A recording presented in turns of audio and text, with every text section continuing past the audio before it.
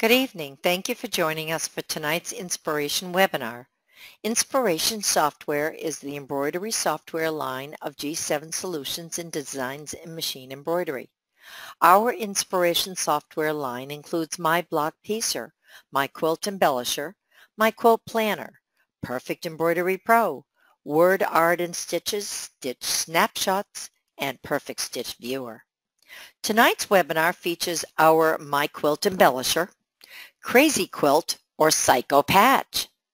We have a wonderful team tonight assisting us, the tech support team, Nancy R., Chris L., Catherine A., Dory N., the Surgeon of Stitches, Queen of Crazies, Tamara Evans.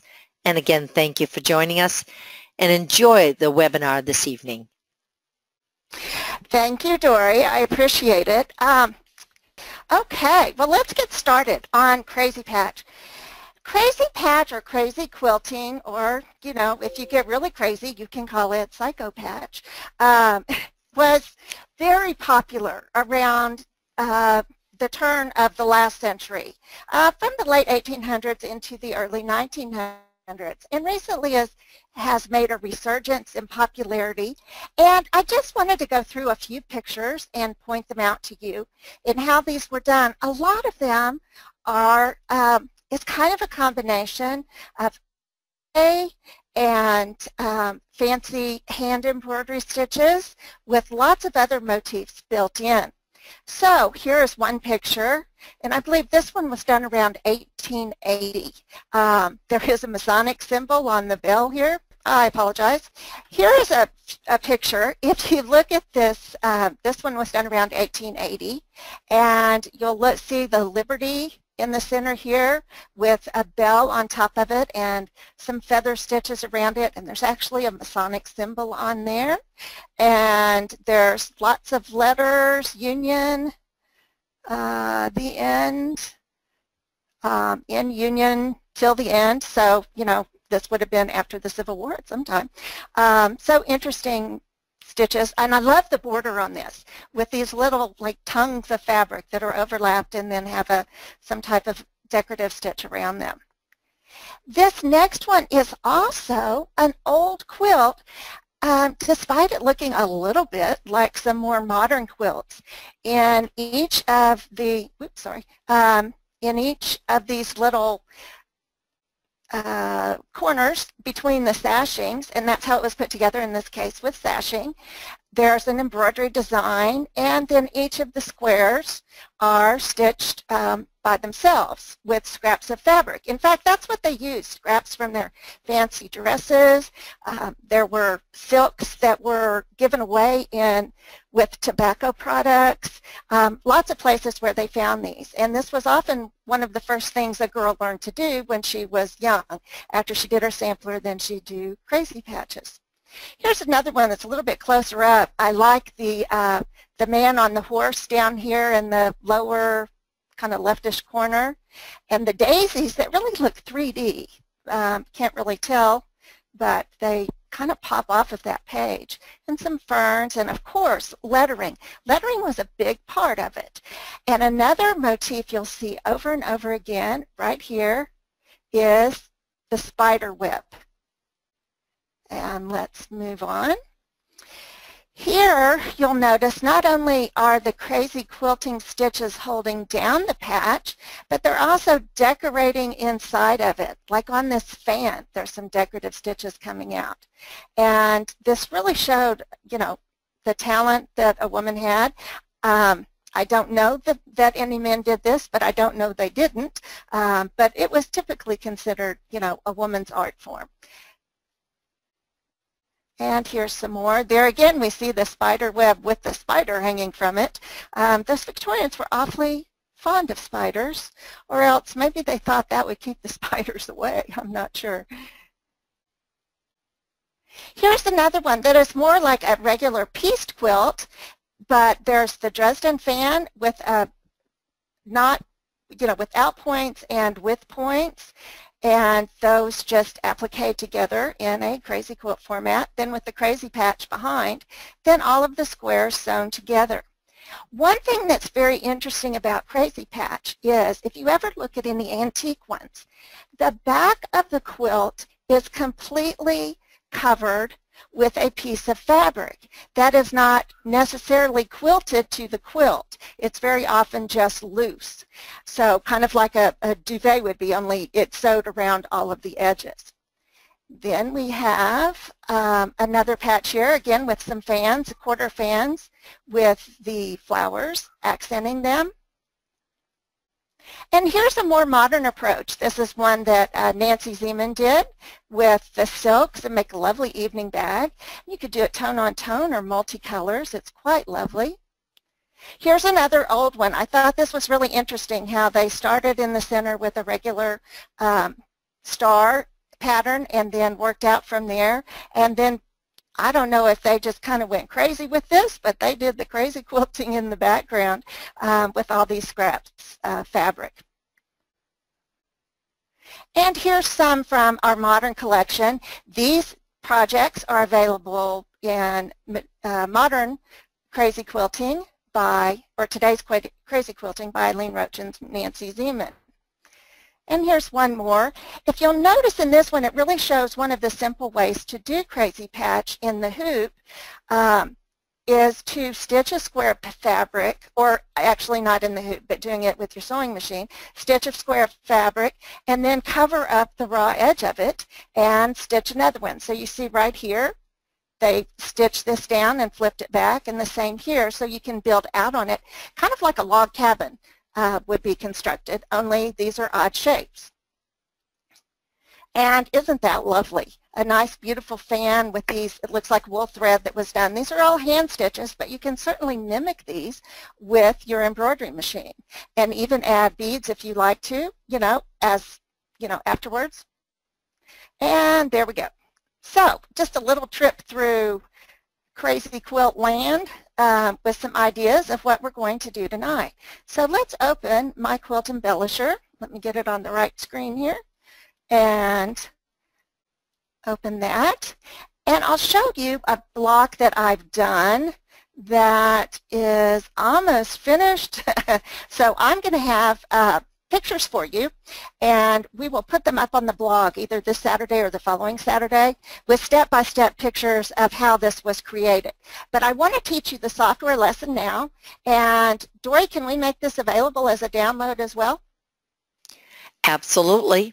You can either through the blog or through us. Okay, I'd like to do it through us.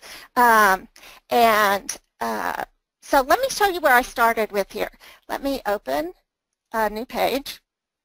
And I started with a block that is in our block library. If we go to Wacky Blocks, I guess that qualifies as crazy. Oh no, it's in Fan Blocks. Excuse me, Five Patch. Where are my fans? Well, I'll tell you what, this is what we do when we can't find them. We'll just go Fan. Do you know how to do this? Go down to the bottom and search, click on the down arrow, and it's going to take me through and show me there's fan waves. Here's some Mother's Fancy. See why that's a fan? Oh, and here we go. This is the block that I chose, and it's actually under curved blocks, and then there's fans in the curved blocks, which is why I didn't see it right away. So I chose this block. And I'm just bringing it in as an 8-inch block, so I'm not going to change the size. Of course, depending on the size of your hoop, you may want to make it a different size. And it comes in just like all of our blocks do from our block library. It comes in as artwork. It also has with it, and this comes in quite handy here, a backdrop. So if I move my block out of the way, you'll see underneath I have a backdrop of that block, which makes it very easy to design on top of it, okay? But what I want to do first, and for those of you who do not have Block Piecer, that's fine. I'm going to give you directions and the design to do this. We can actually piece the fan part of this block in the hoop. And that's kind of the tricky part anyway. It's a very easy stitch and flip project to do. So let me show you how that's done, and then we'll come back over here and start decorating it. So I'm going to select all of, let me come over here and select all of the orange blocks. Sometimes it's easier to select them when you come over to the right-hand side to the sequence view. And then I'll just hold my Shift key down and select the other ones. And I'm going to save this. I'll save it as File, Save As, and we'll go to our Windows, Dime, Designs, and I actually have it already saved under the webinar for August of 2016, and it's called Fan Piecing. So let's go over to our My Block Piecer and open that design. So let's close out of here. I'm going to open up My Block Piecer. Now those of you who have Perfect Embroidery Pro, you should know that you don't ever have to leave the screen. Just do all of this in Perfect Embroidery Pro and you can go right to My Block Piecer capabilities and with and My Quilt Embellisher, and it's all included in there if you have purchased those programs. So here is My Block Piecer, and if you're not familiar with this at all, we do have some good webinars on it that are an introduction that let you know exactly how it works, but I'm going to show you a quick demonstration here. If I go to my library, and we'll go down to our webinar, and I'm going to pick up Fan Piecing, and here is my design. So I just saved the fan portion of that, and bringing it in here on the screen, if I select the entire thing, I can then come up to the top to my icons and select my workflow tool. This is actually going to create the design for me. So I'll click on that, and you'll see it's got 8 units or patches or pieces to this block, and there are 8 pieces to the fan in the picture. Now don't worry about the numbering right now because it really doesn't have anything to do with the way we're putting it together. It's just the way that the artist created this block. And you'll notice we're probably missing a number or 2 there anyway. So we'll come down and select our hoop. I'm going to stitch this in, I'm just going to do it in my big Bernina hoop, which is, where is it? 260 by 400. I can actually fit a couple of them in there. So if you're going to do 4 of these blocks and make a nice pillow with it, that works well.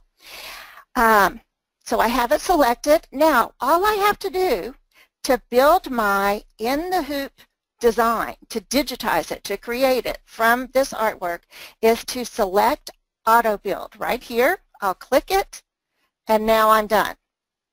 It doesn't look like it, but let's take a look at our preview. And there it is.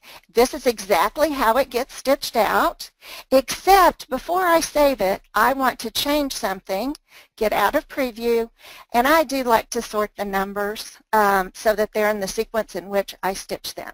So I can say yes to that, and now look, I'm going to start at 1 and go all the way through 8, and then I'll be done. So if we preview now, we can see our numbers have changed on our pattern, and we can save it in a format for your machine, and then you can piece that in the hoop. Okay, so let's go back now. Well, actually, I want to do something before we go back. Close. Let's pull up, let me show you how this stitches out, because I think that's important. Oops, excuse me. Let's open a new page, and I'm just going to pull up the design I saved earlier, and we'll turn off the grid so those don't get in the way, and we'll turn off our commands because it shows me every time I change the needle and thread. And now we can just do a slow redraw or a virtual stitch out of this design by clicking up here at the top on the slow redraw icon, and I'll just press play. And the first thing that stitches out is your pattern.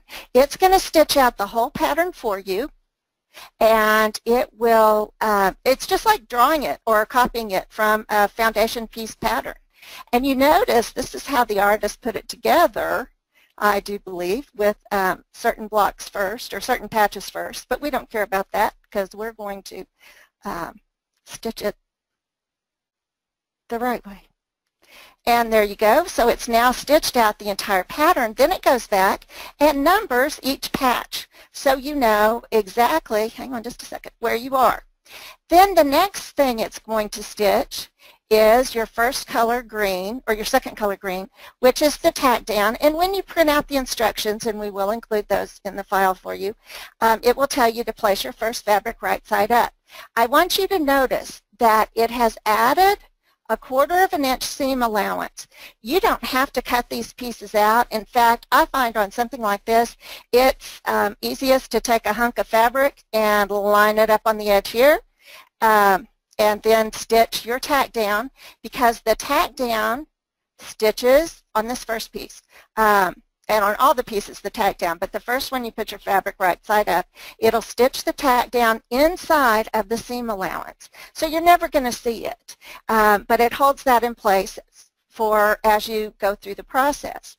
Then you'll lay your next fabric down next to it, and you'll line up right here on the seam line, put it face right sides together with the first piece, stitch your perfect scant 1/4 inch seam allowance. So do you see there how the green tack down line is inside the seam allowance? Then you're going to flip that open and do your tack and continue that process until your entire fan is complete. Then I'm going to take it out and just trim around. This is your raw edge. It's going to be an inch outside of the fan, the finished fan itself. And that's all there is to it. Now, Yes, unplug and replug your, unplug and replug.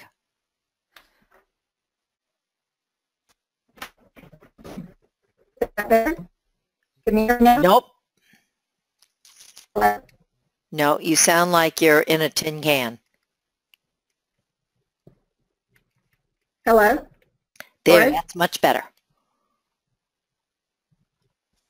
Can you hear us?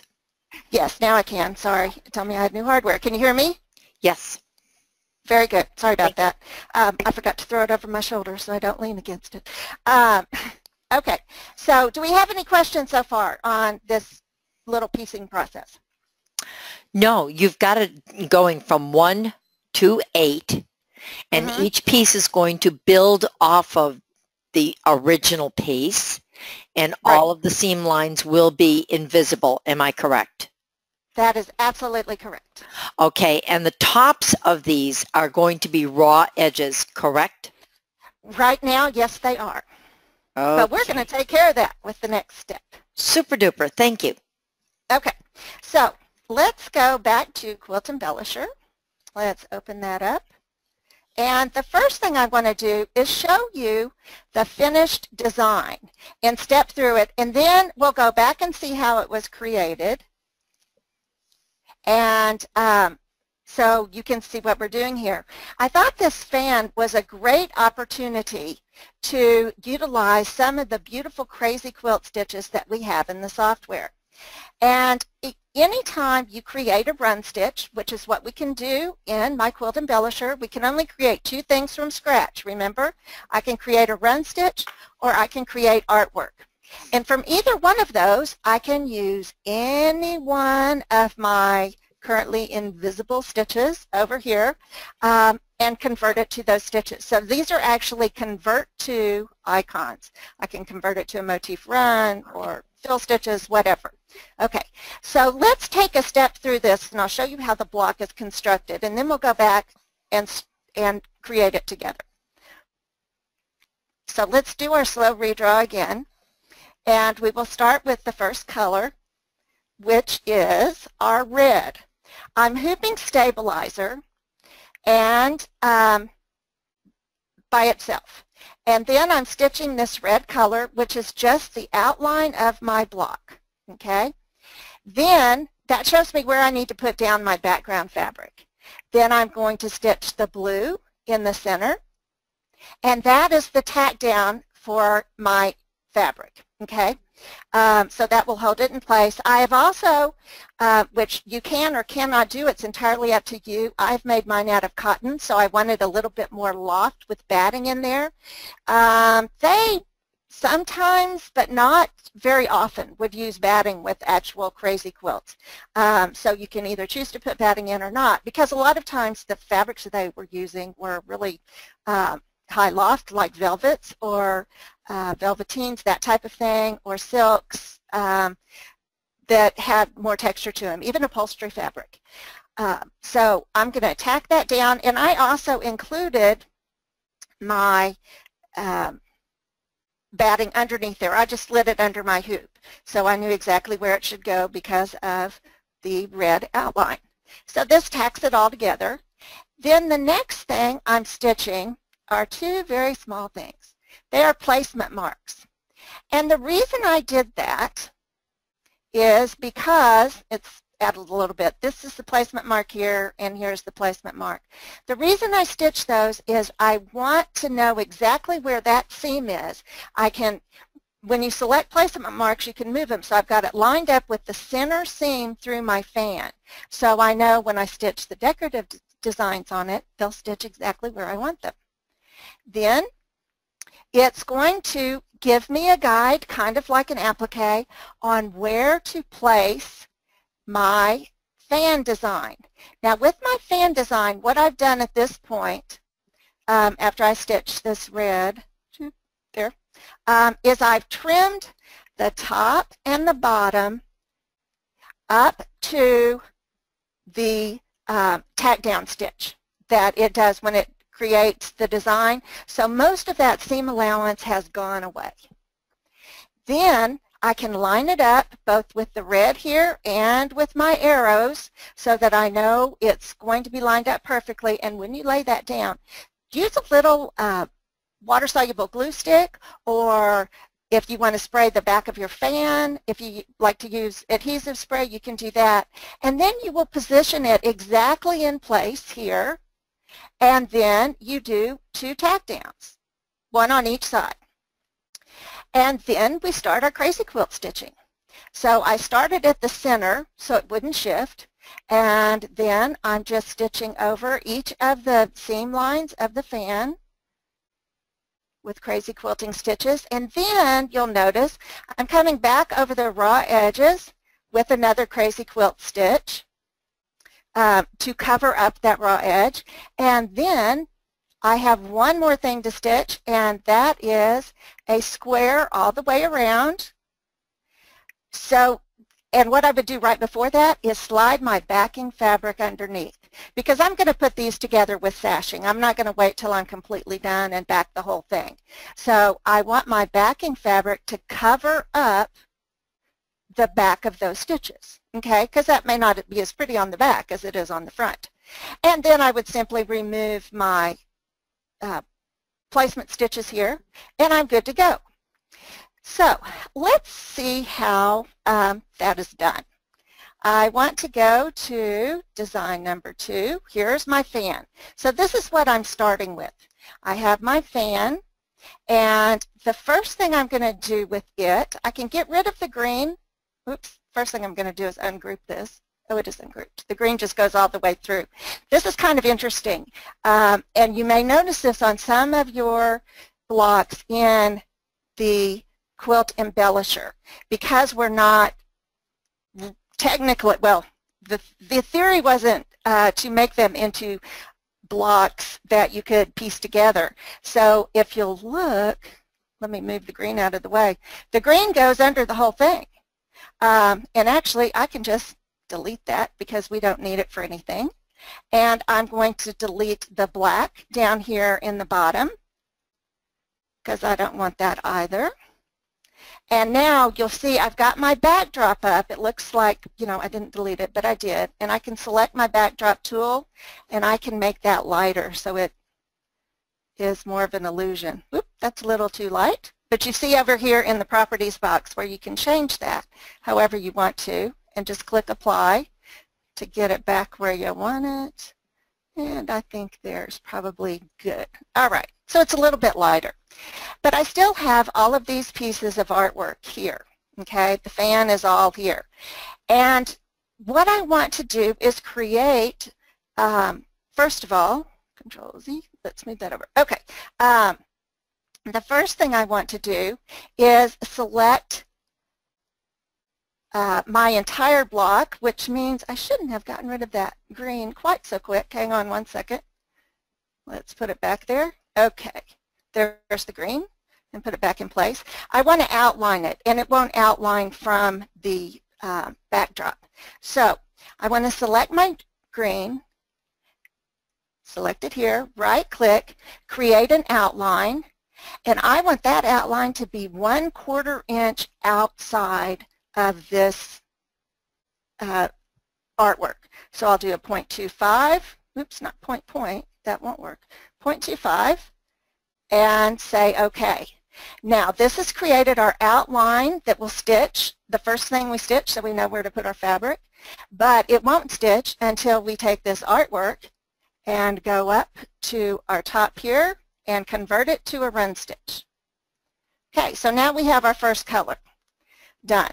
Then we're going to select our green again, and this time we're going to right-click, create another outline, but I want this one almost to the edge, but not quite. We'll do it, let's do it like 1/10 of an inch away, okay? So it's inside the seam allowance, but it's closer in.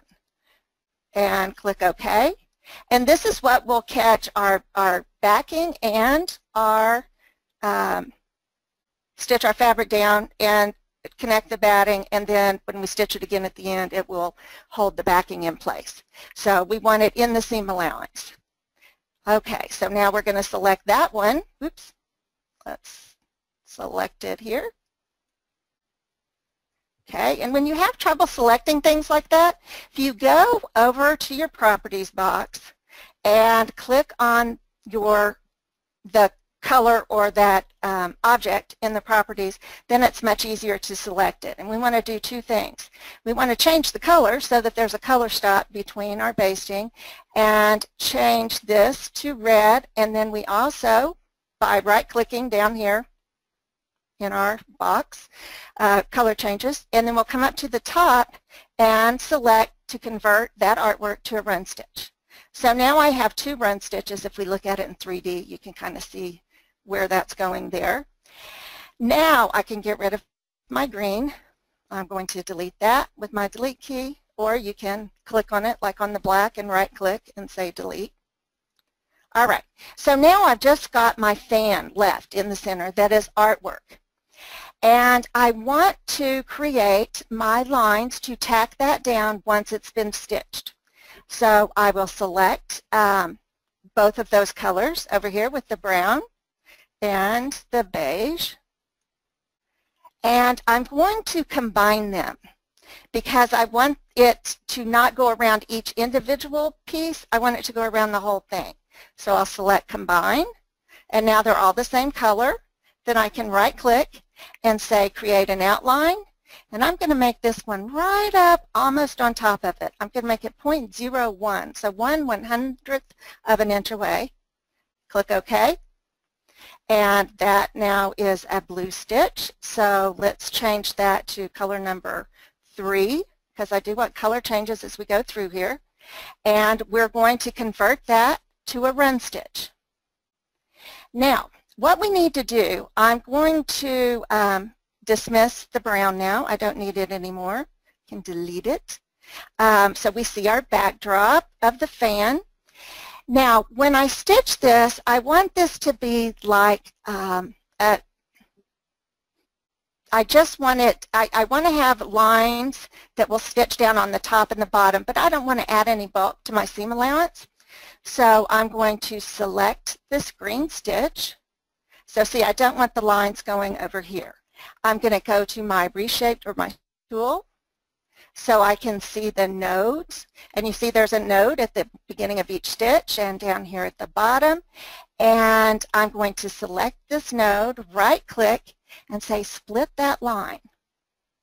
Then I'm going to come down to the one opposite it at the bottom, right-click and say split that line. Now I have a separate line here that I can select. You see it's only this one line, and I'm going to delete it. Then I'll do the same thing on the other seam allowance. We'll come down, let's select the green, and select our reshape tool, or our shape tool. So we see our nodes, right-click, split the line. Because when you right-click, remember, it will tell you everything that you can do with that. Now you'll notice it split the line, so it had this up here selected, not this down here, because it separated this from here. But I need to get rid of this other point, so I'm going to select the bottom one, right-click, and split that line. Now, select just that section, right-click, and delete. Now we just have one run stitch going at the edge of the top and one going at the edge of the bottom. I'm going to leave that as my placement stitch, and I'm going to select both of those by clicking in my properties box. I want to right-click, copy, right-click, paste, change the color. We're going to move to orange now. Not that we're going to change the thread on it. Just want to force the machine to stop because of a color change so that I can do something, like in this case, lay down my fan to be tacked down. So now I've changed those to orange, and I want to make them a 2-ply stitch, and there's a reason for that. That's the way we do our appliques in G7 software, both in PEP and in My Quilt Embellisher.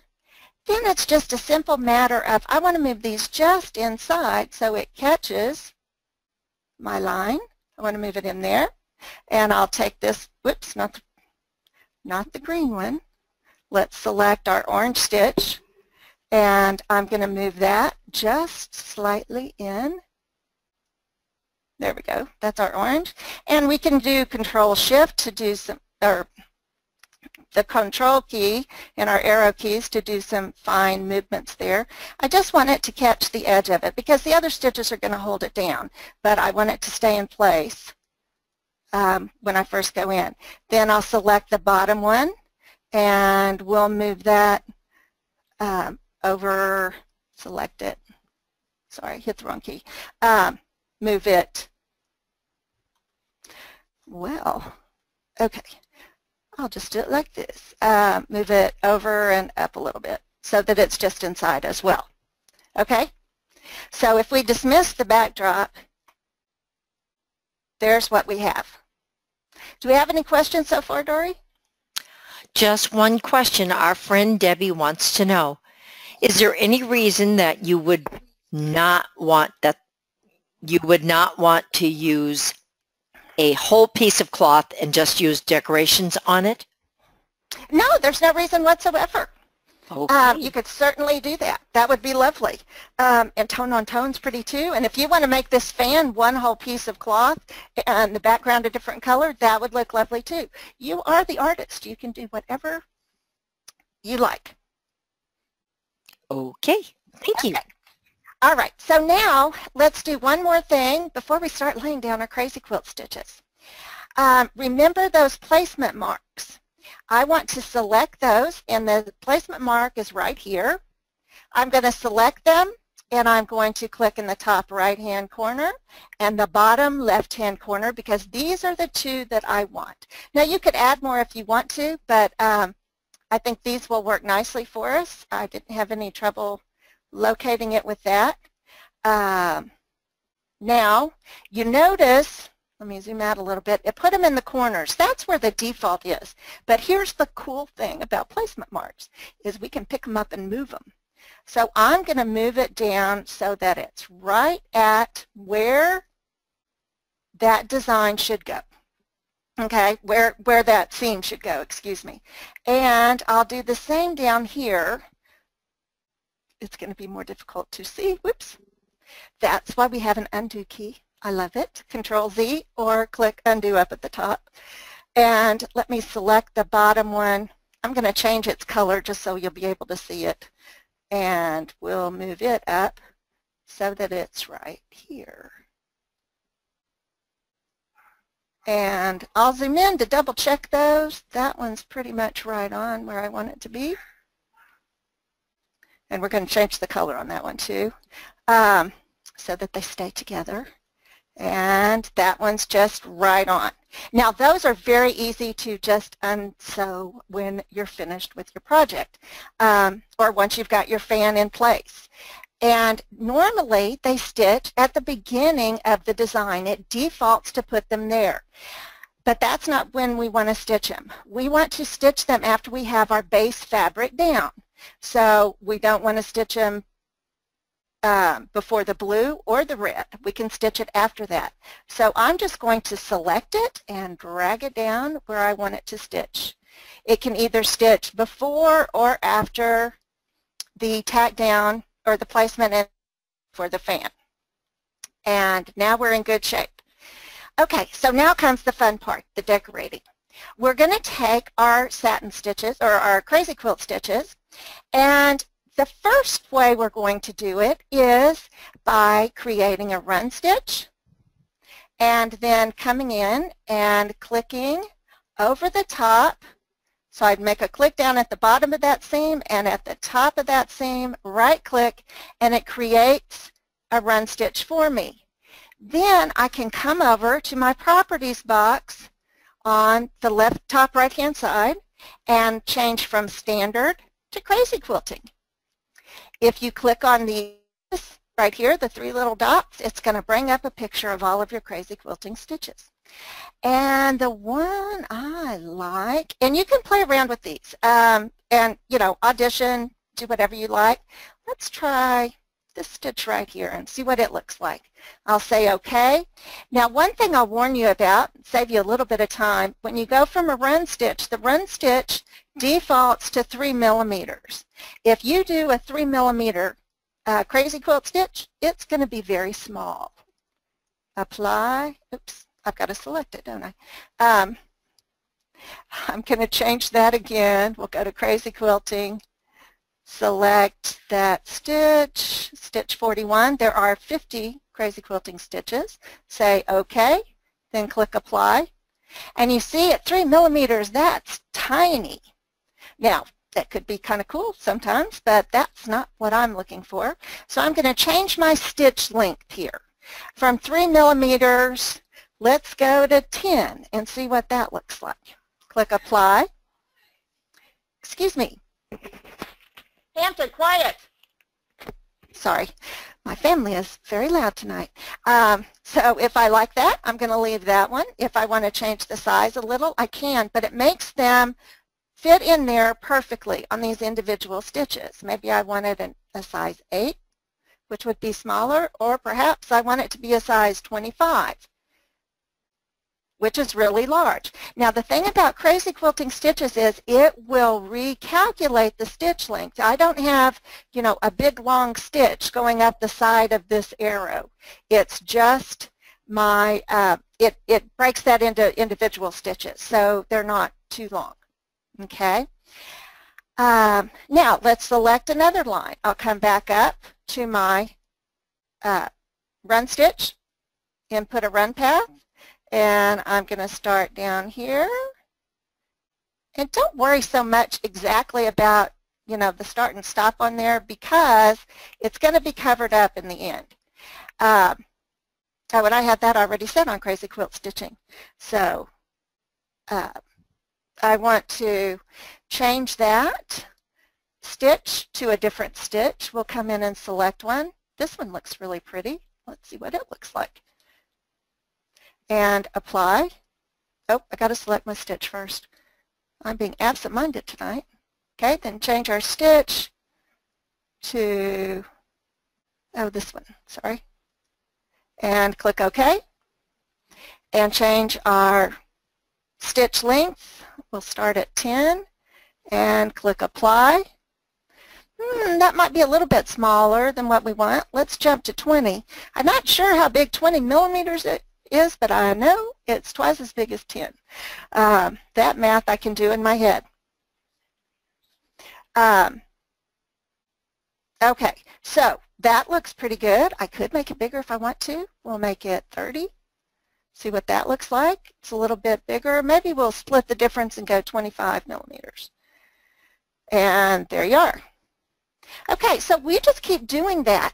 Now the other thing we could do besides a run stitch and convert it is to just select a crazy quilt stitch. So if I come over here, and it says symbols on it, but it's really crazy quilt stitches, and click select, then I can pick a stitch and lay it down individually.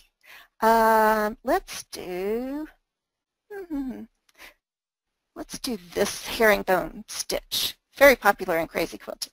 So I can start down here at the bottom or at the top, and if I drag it out, I mean, I could make one stitch go that whole length if I wanted to, which if I was doing this by hand, I would. So I can just click and drag it to the length I want. The beauty of this is you get a little bit more organic look because your stitches aren't perfectly symmetrical. So I'll finish that one off right there, and there you go. Do I need to break for questions, Dory? I think I'll take that as a no. Let's do another one of those. And I'm going to select, let's do this stitch here. Click OK. And again, you just click and drag wherever you want that to be and however large you want it to get. So if I wanted to, going up here, I could make each one a little bit larger. I remember seeing that in the center of some fans in one of those quilts that we saw. Well, that one has to be really large. So you could do something like that. Another option with it is to use, there's some little bit different stitches in here. These first four, stitches 1 through 4, they're actually a combination of stitches, like this herringbone looking stitch. I'm not sure what it's called. My grandmother would be sure to tell me. But I can stretch that out the whole length of it if I want, because it is a group of stitches. So rather than laying each one of those down individually, it lets you do it as a group. Now, let me show you what happens if you do that from a run stitch. I'm going to click on my run stitch, come back here, and we'll make this a run stitch. And I've got my run stitches now doing as crazy quilting. I set the default without having a stitch, without having a run stitch selected. When I changed it to crazy quilting, it changed my default. So let's pick stitch number 1, and I'm going to say OK, and then I'm going to change my stitch length from 3 millimeters, which is crazy small, especially for a stitch that long. Let's make it 15 and see what happens. And while you're doing that, our friend Denise asked us, are there other crazy stitches you can add to the program? Well, that is a great question, Denise. Yes, actually you could if you have Perfect Embroidery Pro, because that's where all of these are created. They are just like motif stitches, and in fact, if you chose to use a motif stitch instead, I'll show you that in just a moment. But yes, you could do that, but not in this program.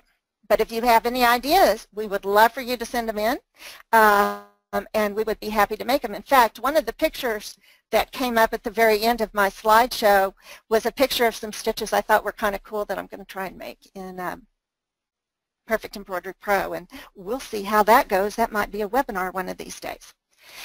But here's what I wanted to show you about these stitches that are a combination of stitches. Here I have selected this stitch to be 50 millimeters in length. And you see it doesn't fill up the entire space. So you might be better off clicking and dragging, or we'll change that and we can play around with the numbers. Let's go to 60 and see, click apply. And now that fits in a little bit nicer. I might bump it back to 58.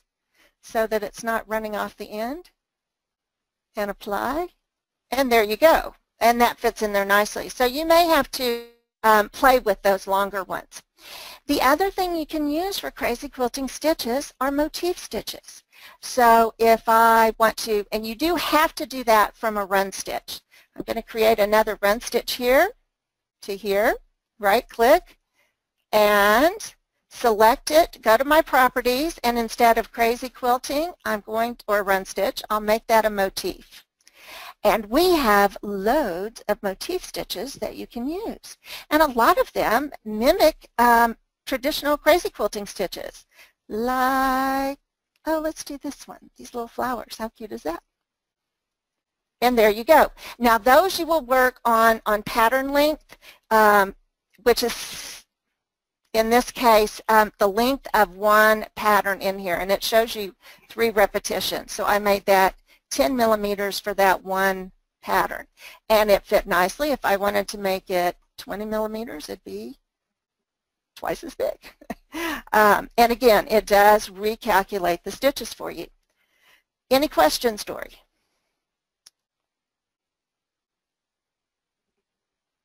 No, no questions, but I can remark that if you take each one of those individual designs, when possible, apart, they would make a lovely accent on different parts. Mm. Oh, they would. And absolutely, because you could take a single crazy quilt stitch. We'll select one. Let's do this is a lovely stitch. I'm going to select it. I'm going to come in and fill in some of my empty space up here with that. And how pretty is that? I like it a lot. Right? Oh, the other thing I want to show you too, the direction of the stitches. You notice my arrows are going up and pointing out to the larger side of the fan. If I select that and click on my shape tool right here, it will show you my start and stop point. The direction of the arrows is determined by your start and your stop. In all of these, my start point was at the bottom, and then my stop point out to the side. So if you wanted to flip those the other way, if you wanted those to go in or alternate every other one, then you could simply change your start and stop points, and it would go in the different direction. Okay? The other thing that you would want to do to finish this off, I want to select my green outline stitch here. In fact, I'll select both of them in one fell swoop. We'll go to color 3. I'm going to copy those, and I'm going to paste that, right click and paste. So they're right over the top of them, but it will do that. I'm going to change the color. Let's pick a color we haven't used yet, and I'm going to send them to the front. Okay, which means they're going to stitch last. And then, oh, that's not going to be pretty with yellow, but so we'll change it to brown. Anyway, then I'm going to convert those to crazy quilting. And to cover up the raw edge of that fan, and we'll select a stitch. Well, let's try this one and see what it looks like. And say OK, change my stitch length, and click apply. That might be a little bit big. Let's try 10 and see where we go. I usually do in multiples of 10 until I get it close. And there you are. So that would cover up the raw edges of our fan like an applique would. Now, a couple of other things the Victorians were very proud of was their other embroidery, not just the running, traveling type of embroidery stitches. So we have included a lot of decoration with our program. You have 50 different flourish stitches here. These are lovely to add to any design, and they are very scalable. So we could turn that on its side and put it in here. Ooh, maybe flip it the other way. Let's do a flip vertical and a flip horizontal. Yeah, so now the round part's up in the edge. And that's pretty. Maybe even bring it out this way a little bit to add to it.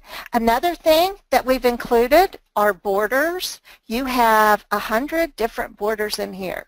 And if you thought about it, you could even put your crazy quilting inside of one of these shapes.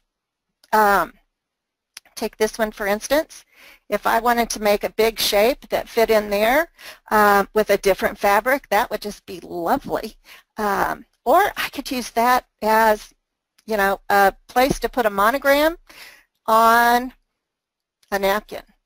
So let's put a monogram in the middle of that. I'm going to select from one of my 50 different fonts. Let's do a pretty fan script. Click OK. Enlarge the size of it after we select it to fit in there nicely. And there you go. All right. Also putting words on your crazy patch. You can do that as well. So I'm going to select another text box. I'll click on it and let's write in here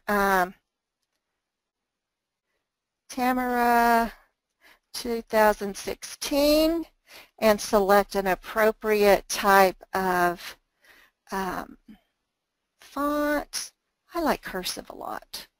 Let's go to cursive, click OK, and it puts that out there for us. I'm going to move this over onto my fan and shrink the size down just a bit there. Okay, move it out a bit. And now, because we have all of the font capabilities that we have with PEP, not all the fonts, but all of the capabilities, I can take and select that and change. I want to move this up this way so it actually fits in that fan. And there you go. So lots of different things that you can do with crazy quilting. Use them on regular patches, use them on or regular patchwork to decorate it a bit, or put them on anything you like, including, you know, around the edge of a napkin. Wouldn't that be pretty with these flower stitches or this kind of broken stick looking stitch? Questions, Dory? Yes, we do. Our friend Jane asks, is the fan one stitch together an applique that is that you are piecing on a background fabric? Exactly. That's exactly what I've done. I've turned that fan into an applique because we don't have the capability in My Block Piecer or any program. Embroidery cannot piece curved seams.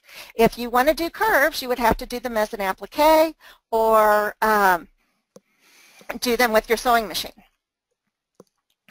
Okay. Any other questions? Can you repeat the difference on which way it fits in and which way it doesn't? Oh, okay.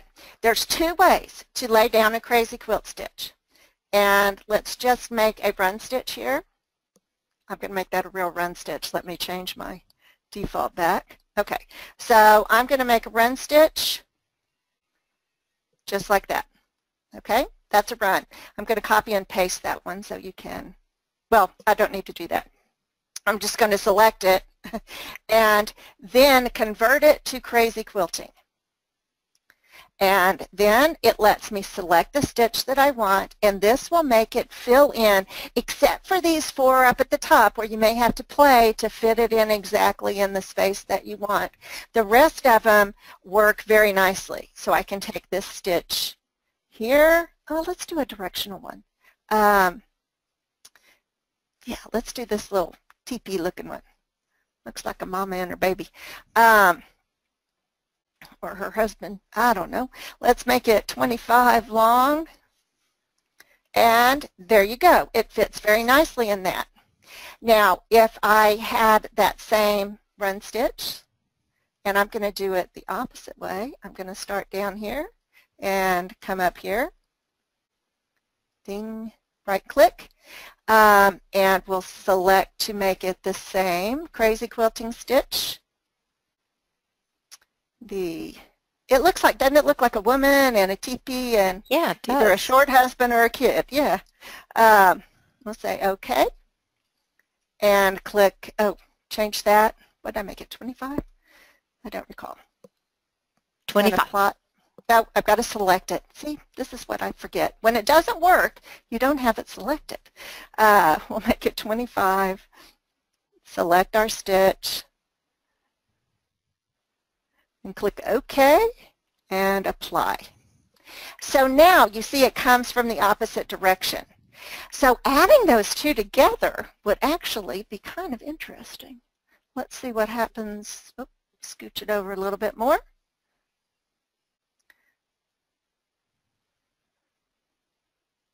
Maybe up or down, just depends how long your line is. You could get some really cool effects from that. Boy, you sure could. Yeah, so play around with combining stitches. And there's no reason you couldn't put a stitch of a different color with one of the other stitches. You know, throw a motif stitch in there. Add, like we could do that here. I'll copy that and paste it. Let's make it back into, well, we'll turn it to motif stitch and we'll pick something simple like these circles. How's that? And apply that. Make them much smaller and change the color. And so, you know, working with different stitches, put that over the center there, and you get different looks. Yep. Okay. Now Vera asks, so you cannot stitch the fan on a fabric in the hoop? And then she asks, do you stitch? I'm sure you could. So you stitch it on a stabilizer, then trim and sew it on the block? That is her question. Yes, and those instructions will be with the download that you receive. I'd like to use our Piece and Stitch stabilizer. It's a wash-away tear-away, a soft tear-away that actually disintegrates, if you will, in water, so that when I'm done with everything, I leave it in, I don't tear it away or anything like that, and once this quilt gets washed, if it ever does, then it will have that will disintegrate. You'll have a little bit of fiber left under your block or under your piecing, next to your batting or next to the backing, either one. And it works great. Super. Thank you so very much. This was really fun tonight. And look forward to the blogs on Saturdays, and you'll see the pictures step-by-step of stitching it out, and be able to download from, where will they be able to download from, Dory? What I'm going to do is, if you get it to me before the end of probably tomorrow, I will attach it to their email. Perfect. So everybody who tuned in tonight gets their copy of it, and enjoy, have fun. Just go psychopatch. All right. Thank you again. Have a good evening. Good night.